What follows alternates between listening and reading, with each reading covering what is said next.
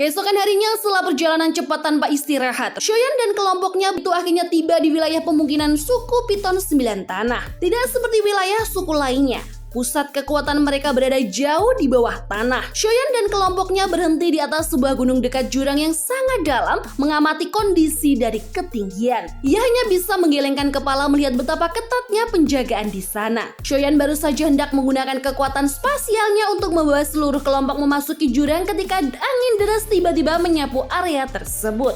Beberapa sosok muncul menerobos udara dengan kekuatan yang mencolok. Mereka merupakan anggota suku naga kuno kekosongan, namun keberadaan mereka langsung memberi petunjuk bahwa mereka bukan rombongan kiriman Xian. Mereka berasal dari 3 pulau naga lainnya. Kemunculan para naga itu membuat Shoyan semakin yakin bahwa Xian telah menyelesaikan masa rat-ratnya dan kini tengah menghadapi perang saudara yang mengoyak sukunya. Untuk menyatukan kembali suku naga kuno kekosongan, Xian harus menumbangkan 3 raja naga besar terlebih dahulu. Meskipun kekuatan Xian telah melesat jauh setelah memperoleh garis darah naga ponik, namun ketiga raja naga tersebut juga memiliki kekuatan yang amat mengerikan. Shoyan memahami bahwa ia harus segera membantu. Jika Xian berhasil menyatukan seluruh suku naga dan membawa mereka bergabung dengan aliansi Istana Surgawi, maka fondasi kekuatan yang sedang ia bangun akan meningkat pesat.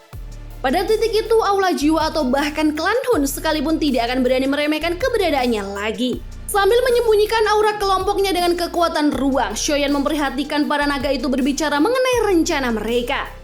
Dari informasi yang Shoyan tangkap, kelompok ini dipimpin oleh Komandan Qin dan mereka tengah mencoba menjalin aliansi dengan suku Piton 9 Tanah Dalam untuk mengalahkan Raja Naga Laut Timur dan mengubah arah perang saudara.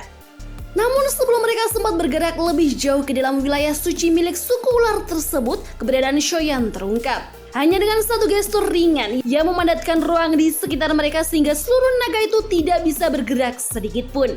Ketegangan dan ketakutan langsung memancar dari raut wajah mereka. Shoyan kemudian memaksa Komandan Qin untuk menjelaskan situasi yang terjadi di suku naga kuno kekosongan.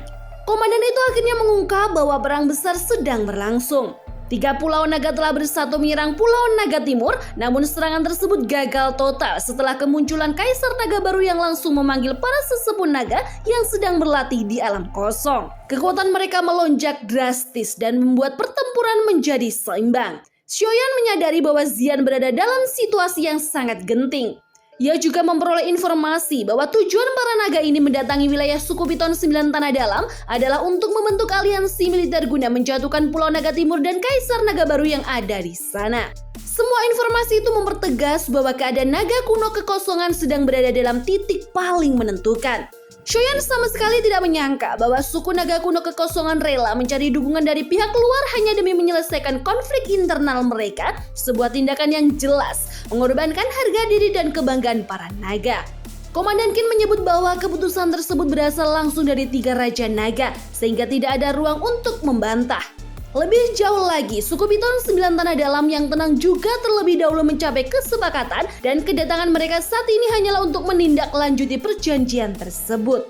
Shoyan berusaha memastikan gambaran lebih lengkap, terutama mengenai pihak lain yang dilibatkan. Jawaban yang diterimanya membuat emosinya bergolak. Selain suku Piton, suku Pionik Iblis Surgawi juga telah sepakat turut campur, tetapi bantuan itu tidaklah gratis. Mereka menuntut 3 raja naga menangkap dan menyerahkan Kaisar Naga baru sebagai syarat kerjasama. Rencana tersebut jelas mengarah pada ancaman langsung terhadap Xian. Pikiran Shoyan langsung dipenuhi kekhawatiran dan kemarahan. Ia tak pernah menyangka 3 raja naga akan menjatuhkan kehormatan mereka sedemikian rupa demi mengalahkan saudaranya sendiri. Jika aliansi itu berhasil terbentuk, maka kondisi Xian akan segera memasuki titik paling kritis. Melihat perubahan sikap Shoyan yang mendadak gelap dan mengerikan, Komandan Qin terlihat sangat ketakutan. Ratu Medusa yang memahami bahwa Xian saat ini berada dalam bahaya besar sempat mengusulkan agar mereka langsung bergegas menuju alam kekosongan untuk memberi bantuan. Namun Shoyan menyadari bahwa langkah terburu-buru justru akan menggagalkan rencana besar. Baginya, yang paling penting adalah mencegah para ahli dari suku Pionik Iblis Surgawi dan suku Piton 9 Tanah Dalam yang tenang memasuki alam kekosongan. Selama itu masih bisa ditahan, Xian masih memiliki kesempatan untuk bertahan. Komandan Qin kemudian memohon agar dibebaskan karena sudah memberikan seluruh informasi yang ia miliki. Namun Shoyan hanya memandangnya dengan dingin. Ia mengunci aliran Doki di tubuh Komandan Kin beserta semua anggotanya hanya dengan satu gerakan sederhana, lalu melemparkan mereka ke dalam kegelapan jurang yang sangat dalam, membiarkan nasib mereka ditentukan oleh gelapnya kedalaman. Tak ingin membuang waktu lagi, Shoyan langsung memimpin rombongannya menuju wilayah inti 9 jurang tanah yang tenang. Mereka menyusuri jaringan terowongan bawah tanah yang rumit yang seakan membentang tanpa ujung. Namun berkat peta lengkap yang telah dipersiapkan sebelumnya, perjalanan mereka tidak menemui banyak hambatan. Makin jauh mereka masuk ke dalaman bumi, semakin banyak aura para ahli binatang iblis terasa menjaga titik-titik penting. Kendati demikian, tak satupun keberadaan kelompok Shoyan terdeteksi. Karena kekuatan ruang yang ia kendalikan mampu membawa mereka memasuki celah ruang kosong dan melintasi tanpa jejak. Akhirnya perjalanan panjang itu membawa mereka pada sebuah jurang hitam raksasa di bagian terdalam wilayah tersebut. Dari dalam jurang terpancar aura gelap yang begitu pekat dan hawa dingin yang menusuk, seakan menjadi pertahanan alamiah yang tak bisa ditembus sembarang makhluk. Shoyan mengangkat tangan, menciptakan lapisan kekuatan spasial yang menyelimuti seluruh kelompoknya, mempersiapkan mereka untuk menembus batas menuju kedalaman mata air tenang yang legendaris. Dengan perlindungan kekuatan spasial, Shoyan memaksa tubuhnya menembus terpaan angin dingin yang berputar ganas di jurang hitam tersebut. Mereka terus melaju menuruni kegelapan hingga akhirnya tiba di sebuah danau luas berwarna kuning tua yang bercampur dengan sumburat merah samar, tempat yang dikenal sebagai mata air musim semi tenang yang melegenda. Shoyan mengulurkan tangan dan membiarkannya menyentuh permukaan air yang aneh itu. Dalam sekejap, kristal es berwarna kuning tua menjalar cepat ke lengannya. Kekuatan gelap dan dingin yang terkandung di dalamnya terasa begitu mengerikan, cukup untuk membubuhkan Doki seorang ahli dalam hitungan detik. Namun panas api surgawi di tubuhnya dengan mudah mencairkan kristal tersebut, menandakan bahwa hanya kekuatan tingkat tinggi sepertinya yang mampu bertahan di lingkungan ekstrim ini. Ia segera memberi isyarat kepada Ratu Medusa bahwa ia akan turun ke dasar dan mencari kristal darah musim semi, bahan utama untuk menyempurnakan pil musim semi kuning 9 yin. Setelah memastikan Ratu Medusa memahami rencana itu, wanita ular tersebut masuk ke dalam mata air untuk menyerap energi yang berlimpah. Ia bersama dokter peri kecil dan King Lin segera menekan aura mereka dan bersembunyi di balik kegelapan agar tidak menarik perhatian siapapun. Shoyan kemudian membiarkan api surgawi menyelimuti seluruh tubuhnya sebelum melesat menembus kedalaman air dengan kecepatan kilat. Semakin dalam ia turun, semakin kuat rasa dingin yang menggerogoti tubuhnya. Bahkan dengan perlindungan 4 api surgawi, ia masih merasakan ujung tubuhnya mulai mati rasa sedikit demi sedikit. Ia sadar ia tidak boleh berlama-lama di sini. Ketika ia meningkatkan kecepatan turun, bayangan hitam tiba-tiba melesat dari belakang. Seekor ular hitam raksasa menerjang hendak menelannya hidup-hidup. Dengan refleks tajam, Shoyan menghantam balik dengan satu pukulan penuh kekuatan. Air di sekitarnya terbelah dan tubuh ular itu langsung meledak berkeping-keping. Keberadaan binatang hidup di tempat sedingin ini benar-benar tidak terduga. Namun yang lebih mengejutkan lagi adalah kemunculan ratusan ular hitam lainnya. Mereka menembakkan peluru air yang padat dan mematikan dari segala arah.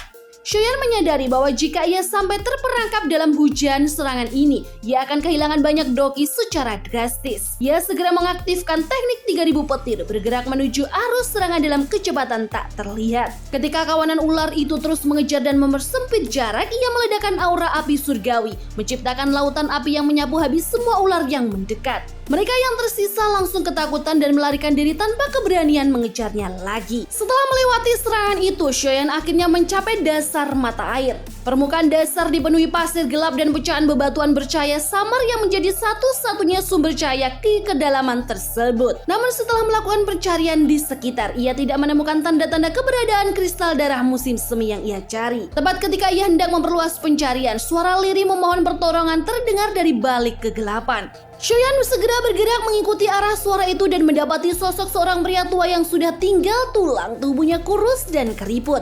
Pria itu terbelenggu oleh 4 rantai energi gelap yang tertancap kuat pada dinding dasar jurang. Aura yang dipancarkannya ternyata masih berada pada tingkatan elit Daoseng, sesuatu yang mustahil untuk seseorang dalam kondisi menyedihkan seperti itu.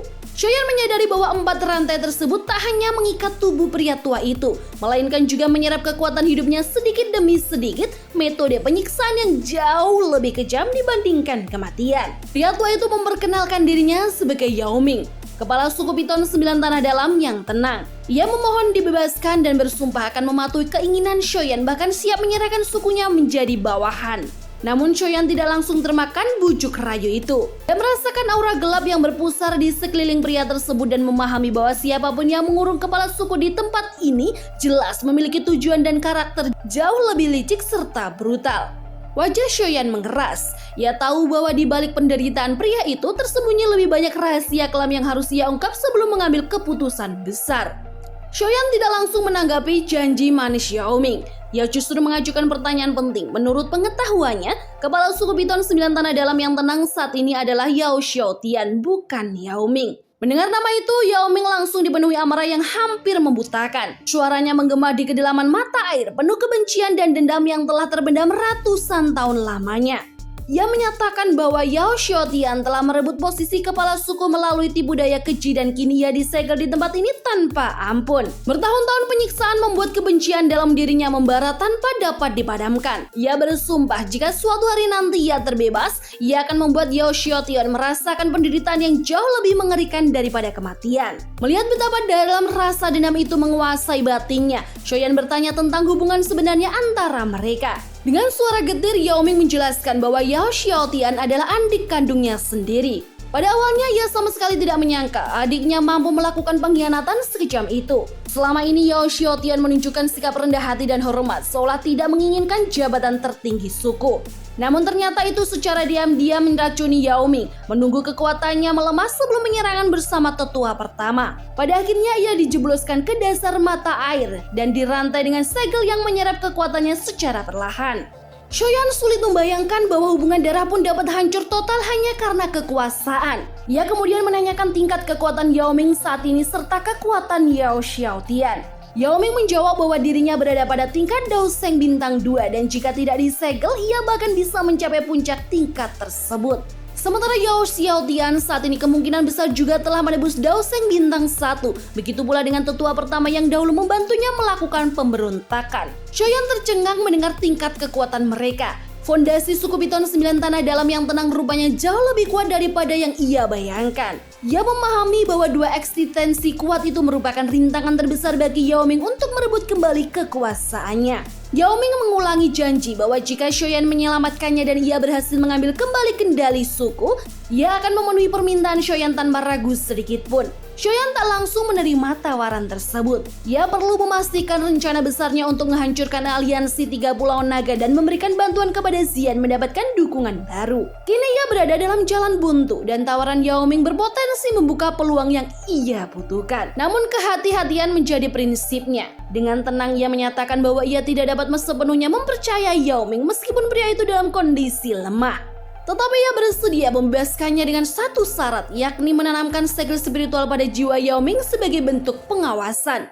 Jika suatu hari nanti Yao Ming berani mengkhianatinya, cukup dengan meledakkan segel itu maka tubuh Yao Ming akan hancur dan ia akan jatuh dalam keadaan sengsara. Ekspresi Yao Ming menggelap seketika. Syarat itu berarti ia harus menyerahkan hidupnya sepenuhnya kepada Shoyan. Namun kebencian membara terhadap adik pengkhianatannya membuatnya menekan rasa gengsi yang tersisa. Dengan rahang terkatup erat dan suara penuh tekad, ia menyetujuinya. Shoyan tersenyum tipis melihat kesedihan itu. Yao Ming segera memanggil kekuatan jiwanya dan membentuk wujud ilusi raksasa berupa ular hitam yang melayang di depannya. Dengan satu gerakan pikiran, Shoyan melepaskan sejumput jiwa panas yang langsung menembus alis ular ilusi tersebut. Ular itu bergetar hebat saat menerima segel spiritual, sebelum menyurut kembali menjadi cahaya gelap dan menyatu ke dalam dahi Yao Ming. Barulah Shoyan menanyakan mengenai kristal darah musim semi yang ia cari. Yao Ming menjelaskan bahwa kristal tersebut sangat langka, membutuhkan 1000 tahun untuk terbentuk satu saja, dan ia telah menelan satu kristal itu ratusan tahun silam untuk bertahan hidup. Tanpa banyak basa-basi, ia membuka mulutnya dan mengeluarkan kristal sebesar kepalan tangan berwarna darah. Kekuatannya yang dingin dan gelap langsung menyebar, membekukan salah satu tangan Shoyan yang menyentuhnya sebelum api surgawi memecahkan lapisan es itu. Ia mengangguk puas dan menyimpan kristal berharga tersebut ke dalam cincin penyimpanannya. Shoyan kemudian bertanya bagaimana cara menghilangkan belenggu yang menahan Yao Ming. Kepala suku itu menjelaskan bahwa rantai logam hanyalah bagian luar segel, sementara yang benar-benar menyisanya adalah batu yen musim semi kuning yang tertanam di ujung rantai pada dinding gunung di sekelilingnya. Batu-batu itu terus menyalurkan energi gelap yang menyedot doki miliknya, memaksanya tetap berada pada kondisi yang sangat lemah. Shoyan segera bergerak ke titik-titik batu segel tersebut. Dokinya melonjak deras dan ia menghantam dinding gunung dengan kekuatan yang mampu merobek langit. Namun gunung tersebut hanya bergetar sedikit menunjukkan kekokohan segelnya. Tidak menyerah, Shoyan menggunakan jarum api surgawi menembakkannya pada presisi pada titik sambungan rantai. Dentuman panas yang melelehkan logam terdengar dan satu demi satu rantai mulai meretak dan segelnya hancur. Wajah Yao Ming berubah sangat senang melihat kebebasannya kian dekat.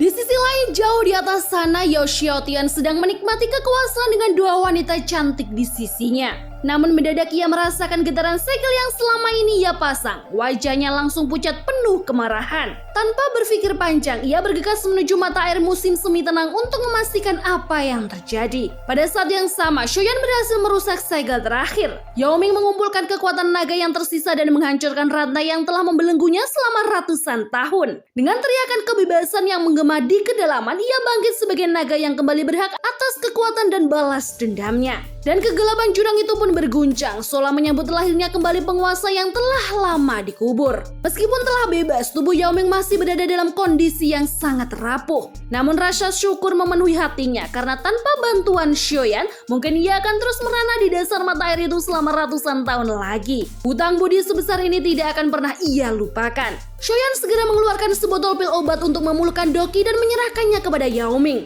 Tanpa membuang waktu, mereka berdua bergerak menembus permukaan danau, bergegas keluar dari tempat yang gelap dan membekukan itu.